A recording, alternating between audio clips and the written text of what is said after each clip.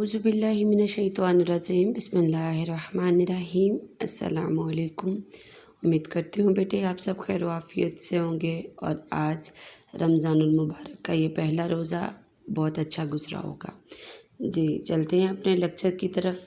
बेटे आज का लेक्चर जो है वो शुरू करने से पहले देखते हैं हमारा जो गुज़िश्ता लेक्चर था। गुज़िश्ता लेक्चर में हमने पढ़ा था लफ्ज़ की इक़साम और कलमा की इक़साम। ठीक है, ये दो चीज़ें हमने पढ़ी थी, ये लफ्ज़ की इक़साम और कलमा की इक़साम। आज उससे आगे जो हम करेंगे, आज हमारे निसाब में शामिल जो उर्दू बे का काम है आज हम वो करेंगे। आज भी हम उर्दू बे का ही करेंगे। तो हमारे निसाब में अगर आपने देखा हो तो वो हमारा ख़त है, पहला ख़त है। आज हम वो करेंगे, वो हम बाद में देखते हैं कि उसका उन्वान क्या है, वो कौन सा ख़त है। लेकिन उससे पहले ख़त है क्या है मैं आपको वो बताऊंगी, ख़त का खाका जो है मैं वो बताऊंगी आपको। उसके बाद हम अपने निसाब में शामिल जो ख़त पर चलेंगे, जो आपने अपनी कापी पर लिखना है वो मैं आपको आखिर में बताऊंगी कि कौन सा ख़त है और आपने वो किस तरह लिखना है।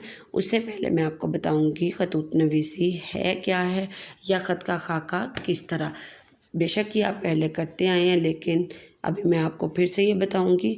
और ये जो चीज़ यहाँ पर है ये बेटे आपने बिल्कुल भी नहीं लिखनी है, सिर्फ आपको समझाने के लिए है।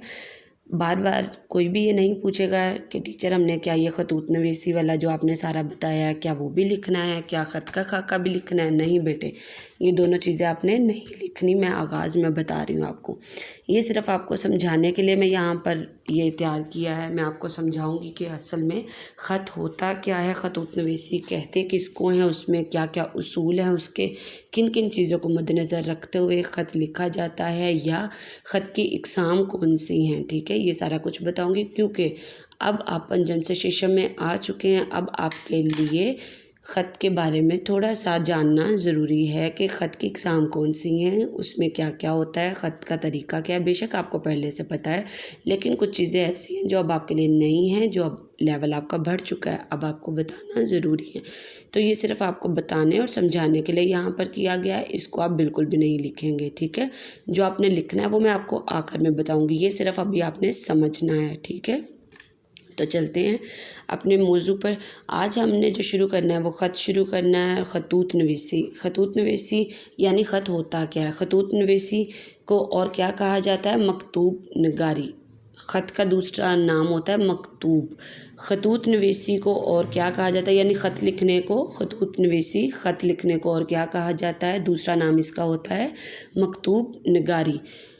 जो ख़त है उसको ख़त के अलावा उसका दूसरा नाम है मकतूब। ठीक है, ख़त होता क्या है बेटा, ख़त असल में एक तहरीरी सूरत में एक मुलाकात होती है। ख़त को आदि मुलाकात कहा जाता है। ठीक है, ये ऐसी मुलाकात होती है जो तहरीरी सूरत में होती है, जिसमें हम लिख कर अपनी जो बात है, हम जिसको भी ये ख़त लिख रहे हैं हम उसके साथ बात इस तरीके से कर रहे होते हैं कि वो जैसे वो हमारे सामने ही बैठा हुआ है। जैसे हम दो लोग आपस में बैठे हुए आमने सामने गुफ्तगू करते हैं, ख़त में भी जो बात है वो उसी तरीके से की जाती है और ख़त को आदि मुलाकात कहा जाता है। यानी अगर हम ख़त लिख रहे हैं, पहले तो हम उसमें सवाल कर रहे हैं या कुछ पूछ रहे हैं, तो दूसरा ख़त हमें उसका जवाब आता है। तो ये एक मुलाकात का ज़रिया है और ये जो ख़त है वो मुलाकात की ऐसी सूरत है जो तहरीरी सूरत में यानी लिखी हुई सूरत में होती है। तो जब हम किसी को ख़त लिख रहे हैं तो उसको हम ख़त इसी अंदाज़ में लिखते हैं जैसे हम बिल्कुल उसके सामने बैठे उसके साथ मुलाकात कर रहे हैं। ठीक है, ख़त को क्या कहा जाता है, ख़त को आदि मुलाकात कहा जाता है और ये तहरीरी सूरत में होता है। अच्छा, यहाँ पर सबसे पहली चीज़ तो कातिब। ठीक है, यहाँ पर मैंने दो चीज़ें लिखी हुई हैं, एक है कातिब और दूसरा है मकतूब अलैह। कातिब क्या होता है और मकतूब अलैह क्या होता है। ख़त में दो ही चीज़ें बेटे होती हैं, एक होता है हम जो ख़त लिख रहा है, ठीक है, और दूसरा होता है जिसको लिखा जा रहा है। सबसे पहली तो दो अहम चीज़ें यही है ना कि एक जो इंसान है वो ख़त लिख रहा है और दूसरे शख्स को ख़त लिखा जा रहा है। तो सबसे पहले ये जानना ज़रूरी है कि ख़त लिखने वाले को क्या कहते हैं और ख़त जिसको लिखा जा रहा है उसको क्या कहा जाता है। तो जो ख़त लिख रहा है, जैसे अगर मैं आपको ख़त लिख रही हूँ, ठीक है, तो मुझे क्या कहा जाएगा, ख़त लिखने वाले को कहा जाता है कातिब। कातिब यानी ख़त लिखने वाला जो ख़त लिख रहा है। ठीक है, और दूसरी चीज़ होती है जिसको ख़त लिखा जा रहा है। ٹھیک ہے، جس سے ہم بات کر رہے ہیں، جس کو ہم اپنی بات پہنچا رہے ہیں لکھ کر، وہ کون ہے؟ اس خط لکھنے والے کو، جس کو ہم خط لکھ رہے ہیں اس کو کہا جاتا ہے مکتوب علیہ۔ جو خط لکھ رہا ہے وہ ہوتا ہے کاتب، اور جس کو وہ خط لکھ رہا ہے اس کو کہا جاتا ہے مکتوب علیہ۔ مکتوب علیہ ہوتا ہے جس کے نام خط لکھا جا رہا ہے، جس کے تک اپنا پیغام پہنچایا جا رہا ہے۔ تو یہ دو چیزیں لازماً یاد رکھیں کہ کاتب کہا جاتا ہے جو خط لکھ رہا ہے، اور مکتوب علیہ کہا جاتا ہے جس کو خط لکھا جا رہا ہے۔ جی، اب ہم چلتے ہیں خط کی اقسام پر۔ خط میں نے بتایا خط ہوتا کیا ہے، خط لکھنے والے اور خط جس کو لکھا جا رہا ہے ان دونوں کو کیا کہا جاتا ہے۔ اب آ جائیں گے خط کی اقسام۔ خط کی جو ہیں وہ دو اقسام ہوتی ہیں، ایک ہے غیر رسمی خط اور دوسری اس کی قسم ہوتی ہے رسمی خط، ٹھیک ہے۔ غیر رسمی خط کون سے ہوتے ہیں اور رسمی خط کون سے ہوتے ہیں، ان دونوں کا فرق آپ کو بتاؤں گی، ٹھیک ہے۔ ہم اپنے جو ہے نصاب میں جب خط لکھتے ہیں تو وہ ہم مختلف لوگوں کو لکھ رہے ہوتے ہیں، کبھی بہن کو لکھ رہے ہیں، کبھی ماں کو لکھ رہے ہیں، کبھی بھائی کو لکھ رہے ہیں، والد صاحب کو لکھ رہے ہیں، اپنے استاد کو لکھ رہے ہیں، لیکن ان سے ہٹ کر ہم اکثر جو ہے وہ کسی نہ کسی شعبہ سے تعلق رکھنے والے کسی افسر کو لکھ رہے ہیں، یا کسی سرکاری ادارے میں ہم اپنا خط بھیج رہے ہیں کہ صفائی کا جو ہماری گلے میں یا ہمارے محلے میں خاکروب ہے، کام کرنے صفائی کرنے والا ہے، وہ صفائی کا روز نہیں آتا، اس کی اگر ہم کوئی شکایت کرنے کے لیے لکھ رہے ہیں، یا کتب فروش کو ہم لکھ رہے ہیں، یا ہم نے کوئی کتابیں منگوانی ہیں، ٹھیک ہے۔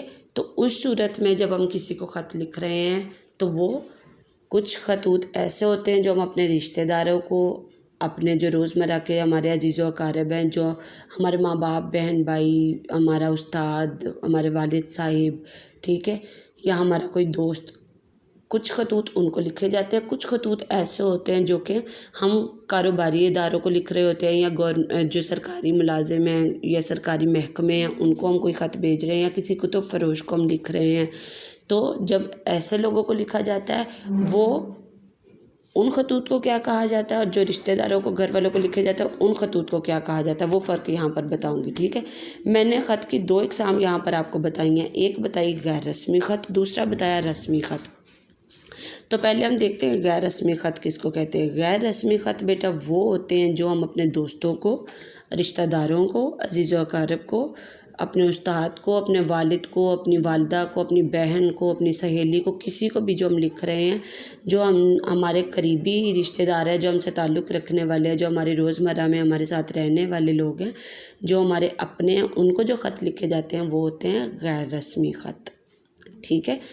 دوسرا ہے رسمی خط۔ رسمی خط ان کو لکھے جاتے ہیں جو کاروباری اداروں کو بھیجنے ہوں، ہم نے خط سرکاری محکموں کو لکھے ہوں، تو ایسے خطوط جو سرکاری محکموں کو بھیجے جا رہے ہیں، یا کاروباری تعلقات میں کسی کاروباری بندے کو لکھے جا رہے ہیں، یا کاروباری اداروں میں بھیجے جا رہے ہیں، تو وہ خطوط کون سے ہوتے ہیں؟ رسمی خطوط، ٹھیک ہے۔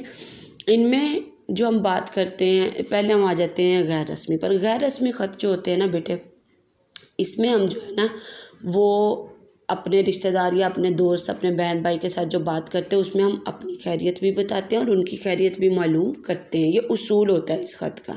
غیر رسمی خط کا یہ اصول ہوتا ہے کہ اس میں اپنی خیریت بھی بتائی جاتی ہے، ان کی خیریت معلوم بھی کی جاتی ہے، اور اس میں ہم جو اپنی بات ہے وہ بلا جھجک، مطلب اس میں ہم بات اور انداز میں کرتے ہیں، اس میں ہم بات جو ہے وہ پوری اپنی بات جو ہے ان کے سامنے رکھتے ہیں، ٹھیک ہے۔ اس میں ہم تفصیل سے جتنی بھی بات ہے وہ ساری اپنے خط میں ان کو بتاتے ہیں، ٹھیک ہے۔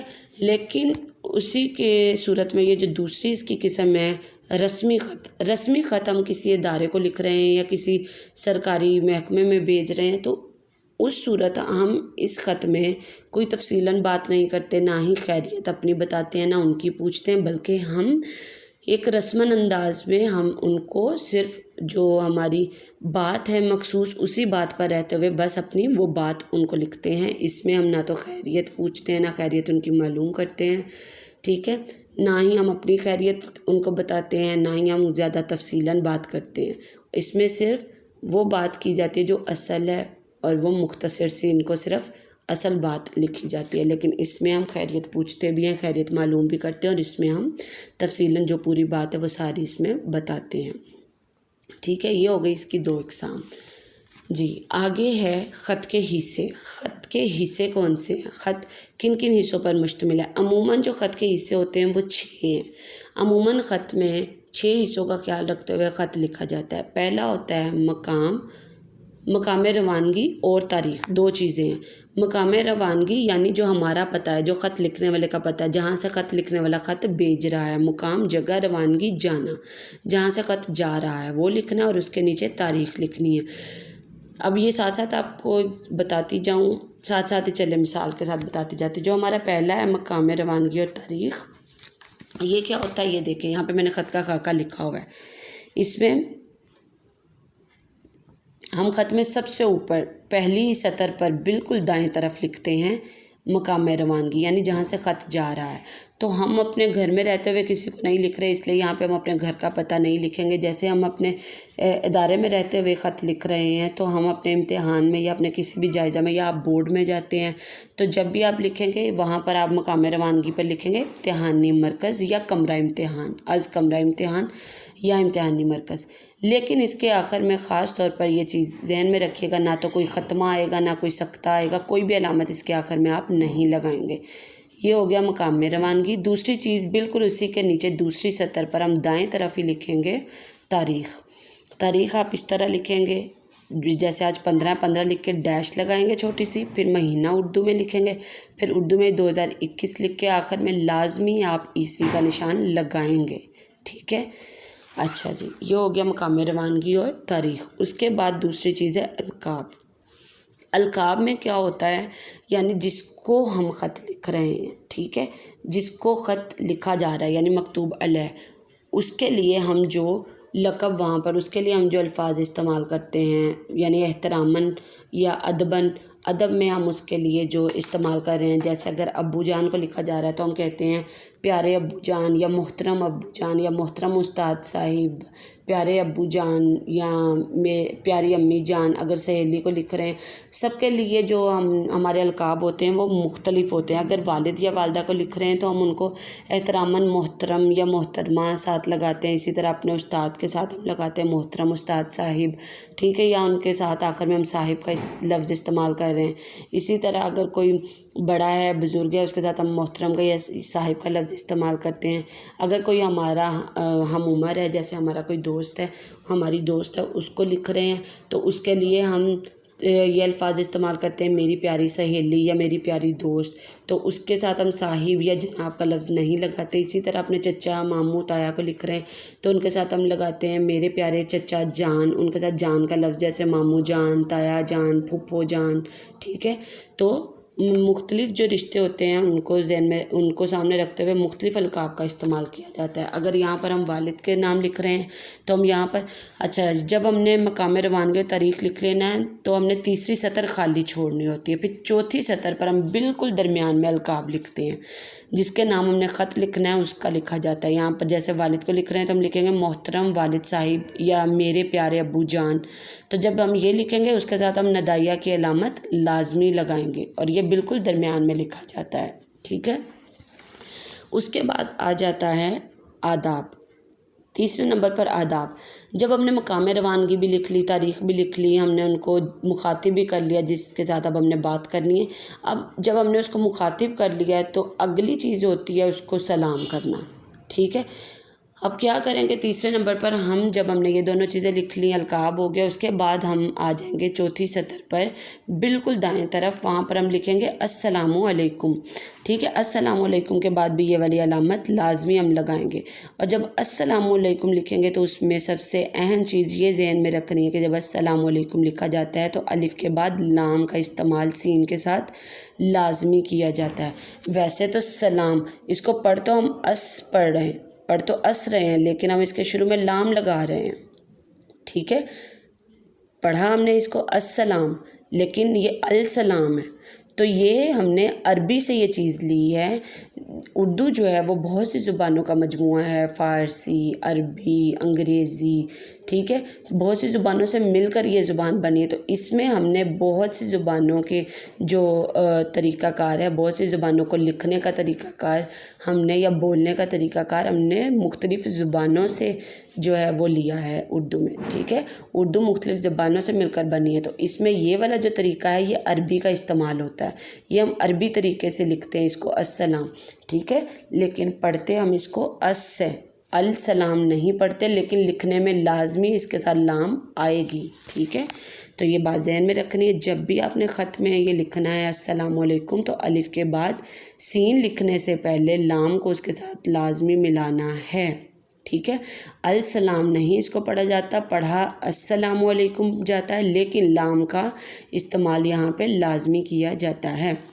اور بہت سے بچے السلام علیکم میں یہاں پر واؤ کا استعمال کر دیتے ہیں۔ السلام علیکم اس کو اس لیے پڑھا جاتا ہے کہ میم کے اوپر پیش ہوتی ہے، ہم یہاں پر اعراب کے ساتھ نہیں کر رہے ہوتے، اس لیے اس کے اوپر میم کے اوپر پیش ہوتی ہے، اس لیے اس کو السلام پڑھا جاتا ہے، اس میں واؤ کا استعمال نہیں کیا جاتا۔ یہ بات لازمی، اس کے بارے میں دونوں باتیں جو میں نے بتائی ہیں وہ ذہن میں رکھنی ہے۔ اس کے بعد ہے ہمارا نفس مضمون، یہ سب سے جو چیز ہے چوتھے نمبر والی، یہ ہے جس میں ہم اپنی اصل بات کرتے ہیں، ٹھیک ہے۔ ہم نے شروع میں مقام روانگی لکھ دیا، تاریخ لکھ دیا، جس کے ساتھ بات کرنی اس کو مخاطب کر لیا، اس کو سلام بھی کر دیا۔ اب ہم نے اپنی اگلی بات شروع کرنی ہے۔ نفس مضمون میں کیا ہوتا ہے، اس میں ہم اپنی اصل بات لکھ رہے ہیں، جس چیز پر ہم خط لکھ رہے ہیں، جو ہمارا خط ہے کا اصل ہمارا موضوع ہے وہ کیا ہے، وہ ہم نفس مضمون میں لکھتے ہیں۔ جو ہم نے بات کرنی ہے، جس کو ہم نے خط لکھا ہے، اس کے ساتھ جو بات ہم نے کرنی ہے، اس تک ہم نے اپنی جو بات پہنچانی ہے وہ نفس مضمون میں لکھی جاتی ہے۔ اس کا ایک اصول ہوتا ہے بیٹے، جب ہم نے نفس مضمون لکھنا ہے تو اس میں ہم نے خیریت بھی، اگر ہم اپنے کسی رشتہ دار کو، دوست کو، ماں باپ کو، بہن بھائی کو لکھ رہے ہیں تو ہم نے لازماً سب سے پہلے خیریت اپنی بتاتے ہوئے اس کی خیریت پوچھنی ہے۔ اس کے بعد اگلی بات ہم نے شروع کرنی ہے، اس میں ہم نے وجہ بتانی ہے، کیا وجہ ہے جس لیے ہم خط لکھ رہے ہیں، کیا بات ہے اصل، وہ ساری جب ہم نے لکھنی ہے تو اس میں ہم نے سب سے ایک اہم چیز ذہن میں رکھنی ہے کہ ہم نے جو اپنی اصل بات ہے وہ کرنی بھی مکمل ہے، لیکن وہ بات ہم نے مختصر انداز میں کرنی ہے۔ ہم نے نفس مضمون لکھتے ہوئے خاص طور پر اس چیز کا خیال رکھنا ہے کہ ہم نے اپنی بات کو بہت کھینچنا نہیں ہے، ہم نے بات کو، اسی بات کو بار بار الفاظ کا رد و بدل کرتے ہوئے بات لمبی نہیں کرنی، بلکہ ہم نے مخصوص الفاظ کا چناؤ کرتے ہوئے مختصر انداز میں، سادہ زبان میں، عام فہم الفاظ میں، یعنی عام فہم کا مطلب ہوتا ہے، فہم ہوتا ہے سمجھ عام فہم یعنی جو آسانی سے سمجھ آ جانے والے الفاظ ہوں، مختصر ہو، ٹھیک ہے، سادہ زبان کا استعمال کرتے ہوئے ہم نے نفس مضمون لکھنا ہے، تاکہ جس کو ہم نے خط لکھا ہے، ہو سکتا ہے وہ زیادہ پڑھا لکھا نہ ہو سکتا ہے وہ کم پڑھا ہو سکتا ہے کسی بچے نے وہ خط پڑھ کے سنانا ہو، تو اس لیے ہم نفس مضمون میں جو بھی بات لکھیں گے وہ مختصر لکھیں گے، سادہ زبان کا استعمال کریں گے، آسان فہم الفاظ کا استعمال کرتے ہوئے لکھیں گے، تاکہ پڑھنے والے کو آسانی سے سمجھ آ جائے اور ہم جو بات کرنا چاہ رہے ہیں وہ پڑھے، اور اس کو اگر بہت لمبا ہوگا نفس مضمون تو وہ پڑھ کے اکتا سا جائے گا کہ بات بہت لمبی کھینچی ہوئی ہے، تو اس میں بات ہم کھینچیں گے نہیں بلکہ مختصر بات کرتے ہیں، ٹھیک ہے۔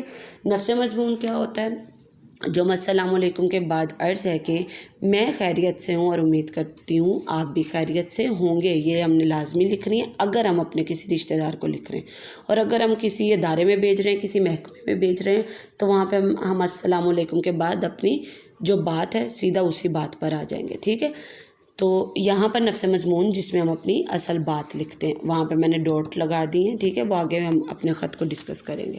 اس کے بعد آتا ہے اختتامیہ، جو ہم نے اپنے نفس مضمون کے بعد اپنا اختتام کرنا ہوتا ہے خط کا، اس میں ہم کوئی نہ کوئی دعائیہ کلمات پر اس کا اختتام کرتے ہیں، آخر میں ہم کوئی نہ کوئی دعا سلام کے ساتھ اس کا اختتام کرتے ہیں۔ جیسے اگر ہم گھر میں کسی کو لکھ رہے ہیں تو ہم آخر میں کہتے ہیں گھر میں سب کو میرا سلام کہنا، کسی دوست کو، چچا تایا کو لکھ رہے ہیں تو ان کو کہتے ہیں اپنے گھر میں سب کو میرا سلام کہنا، یا چھوٹی کو میرا پیار دینا، یا چچی تائی کے خدمت میں میرا سلام دینا، ٹھیک ہے، تو یہ سب جو دعائیہ کلمات ہوتے ہیں ان پر اختتام کیا جاتا ہے. جیسے یہ میں نے نفس مضمون جتنا بھی ہے وہ لکھ لینے کے اگلی سطر پر ہم بالکل دائیں طرف شروع کرتے ہیں، گھر میں سب کو میرا سلام کہیے گا، یا جس کو خط لکھا جا رہا ہے اس حساب سے ہم یہاں پر لکھ دیتے ہیں کہ چھوٹی کو پیار دینا، یا چچی کی خدمت میں میرا آداب کہنا، یا تائی کی خدمت میں میرا آداب کہنا. اگر اپنے استاد کو لکھ رہے ہیں تو آپ کہتے ہیں کہ آپ کی خدمت میں میرا سلام. ٹھیک ہے، اور وسلام کرتے ہوئے پھر آپ اختتام جو ہے وہ وسلام کے ساتھ کرتے ہیں، کوئی نہ کوئی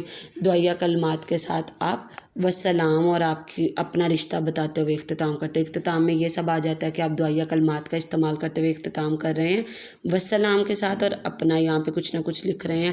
جیسے آپ لکھ دیتے ہیں آپ کا فرما بردار. اگر اپنے استاد کو، والد کو، چچا تایا کو لکھ رہے ہیں، اگر چچا تایا پھوپھی ان کو لکھ رہے ہیں تو ان کے ساتھ آپ کا جو رشتہ ہے یہاں پر آپ وہ لکھتے ہوئے اختتام کرتے ہیں. اگر کسی سہیلی کو لکھ رہے ہیں تو یہاں پہ لکھتے ہیں آپ کی پیاری دوست. اپنا رشتہ لکھنا ہے آپ نے. ٹھیک ہے، وسلام جب آپ نے لکھنا ہے تو وہ آپ نے بالکل بائیں طرف لکھنا، اور اس میں بھی آپ نے سین سے پہلے لام کا استعمال لازمی کرنا ہے. ٹھیک ہے، وسلام کے بعد کوئی علامت نہیں آئے گی، نہ کوئی ختمہ، نہ کوئی سکتہ، کچھ بھی نہیں. بالکل اس کے نیچے آپ لکھیں گے جو آپ کا رشتہ ہے، مکتوب علیہ کے ساتھ جو آپ کا رشتہ ہے، جس کو خط لکھا ہے اس کے ساتھ آپ کا کیا رشتہ ہے. میں نے یہاں پہ والد کا لفظ استعمال کیا تھا تو اس لحاظ سے یہاں پہ میں نے لکھ دیا آپ کی بیٹی. اگر دوست کو لکھا جائے گا یہاں لکھا جائے گا آپ کی پیاری دوست. اگر چچا تایا کو لکھا جا رہا ہے تو لکھا جائے گا آپ کی بھتیجی. ٹھیک ہے، اگر ننیال میں کسی کو لکھا جا رہا ہے یعنی امی کے جو خاندان والے ہیں وہاں پر لکھا جائے گا آپ کی بھانجی. ٹھیک ہے، اور اگر اپنے کسی استاد کو لکھ رہے ہیں تو آپ لکھیں گے آپ کی فرما بردار یا آپ کے فرما بردار شاگرد. اس کے بالکل نیچے آپ لکھیں گے نام. نام لکھنے سے پہلے آپ یہ نام کی ہیڈنگ اس طرح لازمی دیں گے. نام کی ہیڈنگ لازمی دینی، صرف نام نہیں لکھ دینا بلکہ ہیڈنگ لازمی دینی ہے.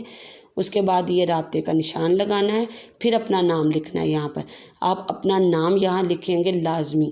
اگر آپ نام کی بجائے علی ب جیم لکھنا چاہ رہے ہیں تو اس سے پہلے یہ ہیڈنگ لازمی دیں گے. ٹھیک ہے، اس کے بالکل نیچے لکھا جاتا ہے پتہ. پتہ میں آپ لکھیں گے صرف فیصل آباد. اپنے گھر کا پورا پتہ نہیں لکھنا. ٹھیک ہے، ہم یہ کسی گھر والے کو نہیں بھیج رہے، اس لیے ہم اپنے ادارے میں رہتے ہوئے جب لکھ رہے ہیں تو ہم پتہ میں صرف پتہ کی بھی ہم لازمی ایڈنگ دیں گے، رابطے کا نشان لگائیں گے، پھر یہاں پہ فیصل آباد لکھیں گے. نام اور پتہ کی ایڈنگز لازمی ہوگی، اور پھر یہاں پہ یا تو اپنا نام اور فیصل آباد لکھ دیں یا علی ب جیم لکھ دیں. دونوں صورت میں صحیح ہے، لیکن ہیڈنگز لازمی ہوں گی دونوں کی. ٹھیک ہے، یہ میں نے آپ کو بتا دیا خطوط نویسی کیا ہے، خط کی اقسام کون سی ہیں، غیر رسمی کون سے ہوتے ہیں، رسمی خط کون سے ہوتے ہیں، خط کے حصے کون کون سے ہوتے ہیں. جی یہاں پر یہ چھٹا میں نے ادھر سمجھا گئی ہوں، ادھر بتایا ہی نہیں ہے. اختتامیہ کے بعد جو چھٹے نمبر پر آتا ہے وہ آتا ہے کاتب کا نام. کاتب میں نے یہاں پر بتایا تھا کون ہوتا ہے، خط لکھنے والا. تو یہاں پر کاتب آخر میں اپنا نام لکھے گا اور پتہ لکھے گا، اور پھر یہ خط یہاں پہ ختم ہو جائے گا. ٹھیک ہے، اب ہم چلتے ہیں آج کے اپنے، یہ میں نے خط کا خاکہ بھی آپ کو سارا بتا دیا، کہاں پہ کون سی علامت استعمال ہونی وہ بھی بتا دی، کس طرح آپ نے کون سی چیز درمیان میں لکھنی ہے، کون سی علامت استعمال کرنی ہے، کس طرح لام کا استعمال کرنا ہے، کیسے آغاز کرنا ہے، کیسے اختتام کرنا ہے، وہ سارا بتا دیا. اب ہم چلتے ہیں جو ہم نے کام آج اپنی کاپی پر لکھنا ہے.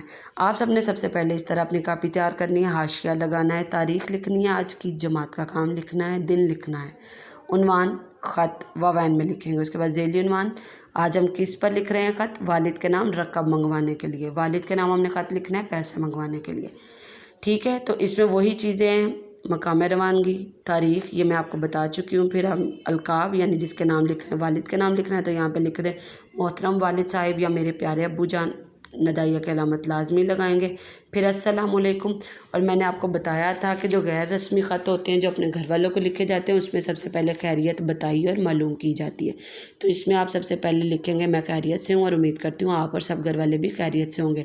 اچھا، لکھ تو آپ اپنے والد کو یہ خط رہے ہیں تو اس میں آپ پھر بتا رہے ہیں ان کو اپنی خیریت. تو اس کا مطلب آپ کہیں اپنے ادارے کے ہاسٹل میں رہتے ہیں، آپ گھر سے دور رہتے ہیں اور آپ گھر سے اپنے والد سے پیسے منگوا رہے ہیں، تو وہاں پر آپ اپنے والد کی خیریت بھی پوچھیں گے اور باقی گھر والوں کی بھی پوچھیں گے. ٹھیک ہے، پھر آپ نفس مضمون میں اصل بات لکھیں گے. اگر آپ نے اپنے والد سے پیسے منگوانے ہیں تو وہ آپ نے کیوں منگوانے ہیں، پہلے تو آپ وہ وجہ لکھیں گے. ٹھیک ہے، وجہ لکھتے ہوئے پھر آپ اپنے والد سے گزارش کریں گے کہ مجھے پیسے بھجوا دو. پھر آپ ان کو یہ بھی بتائیں گے کہ کتنے پیسے بھجوائیں اور ان پیسوں سے آپ نے کرنا کیا ہے، وہ سارا کچھ بتاتے ہوئے آپ اپنی بات کریں گے. تو یہاں پر میں نے کیا لکھا ہوا ہے، آپ کو یہ جان کر خوشی ہوگی کہ میں جماعت پنجم کے امتحان میں اچھے نمبروں سے پاس ہو گئی ہوں اور جماعت میں اول آئی ہوں. یہ سب آپ کی دعاؤں کا نتیجہ ہے یا آپ کی دعاؤں کا اثر ہے. اب میں چھٹی جماعت میں ہو چکی ہوں اور مجھے نئی جماعت کی کتابوں اور کاپیوں کی ضرورت ہے۔ مہربانی فرما کر کم از کم 5,000 روپے بذریعہ منی آرڈر ارسال فرمائیں تاکہ میں کتابیں اور کاپیاں وغیرہ جلد خرید لوں۔ پھر ہم نے آخر میں جو اختتام کرنا ہے وہ گھر والوں کو سلام دیتے ہوئے کرنا ہے، تو ہم اگلی سطر پر لکھیں گے گھر میں سب کو میرا سلام کہیے گا۔ پھر ہم بائیں طرف بالکل لکھیں گے جو ہم نے اختتام پر لکھنا ہے والسلام۔ اب ہم کیا لکھتے ہیں اپنے والد کی بیٹی، تو یہاں پر لکھیں گے اپنا رشتہ آپ کی بیٹی، پھر نام کی ہیڈنگ دے کے یہاں پر اپنا نام لکھیں گے اور پھر پتہ میں فیصل آباد، ٹھیک ہے۔ تو آج جو آپ کا کام ہے کاپی پر لکھنے کا اور یاد کرنے کا وہ صرف یہ ہے، یہ جو 2 چیزیں تھیں یہ صرف آپ کو سمجھایا گیا تھا کہ خط کہتے کس کو ہیں، خط کیا ہوتا ہے، خط کا خاکہ کیسا ہوتا ہے۔ جو آپ نے آج کرنا ہے وہ صرف یہ کرنا ہے، یہ آپ نے اپنی کاپی پر لکھنا بھی ہے اور یاد بھی کرنا ہے۔ اور کون سی کاپی پر لکھنا ہے؟ اردو بے کی کاپی پر لکھنا ہے، اردو الف کی کاپی پر کسی نے بھی نہیں لکھنا۔ اردو بے کی کاپی پر آپ یہ والا خط لکھیں گے اور اسی کو آپ یاد بھی کریں گے، ٹھیک ہے بیٹے۔